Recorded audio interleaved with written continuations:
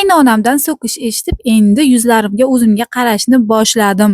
Menga "O'zingga qaramaysan" deydi.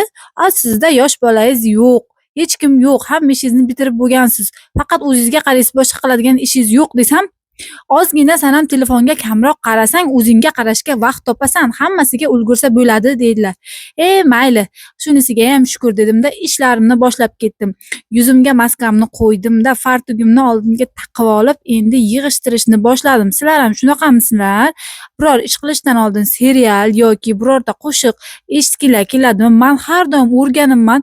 Har doim shunaqa qilaman, bo'lmasa ishlarim o'ngidan kelmaydi. Yo biror ish qo'limdan kelmaydi, qiladigan ishimni ham esimdan chiqaraman. Shuning uchun ham har doim kompyuterimni yonimda olib yurayman. Havo qizib ketdi, ya'ni bizda yoz kelishni boshladi. Shuning uchun ham endi ventilyatorlarni chiqaradigan vaqt keldi.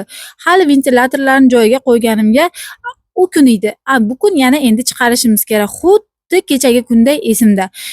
Chunki havo qizganligi sababli Koreyada ozgina issiqqa ham chidamishni. Shuning uchun ham ventilyatorlarni chiqaring deb menga buyruq berishdi. Ya'ni qizlarim issiq bo'lib ketibmish, issiqda juda ham qiynalib ketibdilar. Shuning uchun ham skladdan bor ventilyatorlarni chiqardim va tozalab artib qo'ydim. Keyingi navbat endi yuzimni ham olib, yana qo'shig'imni qaytadan joyiga qo'yib eshitishni boshladim. Bitta qo'shiqni 80 marta eshitaman, chunki menga yoqqani uchun. Keyin qornim ochib ketdi. Shuncha ish qilganimdan keyin qornim to'yg'azib olmasam, miyam yaxshi ishlamaydi. Miyam yaxshi ishlashi uchun yaxshilab yeyishim kerak. Albatta, ertalab har doim 2 ta tuxum yemasam bo'lmaydi, lekin hozir men zavtrak bilan obetimni birga qildim. Keyin yana bir dunyo ishim bor, ko'rsangizlar yuraklaringiz yoriladi.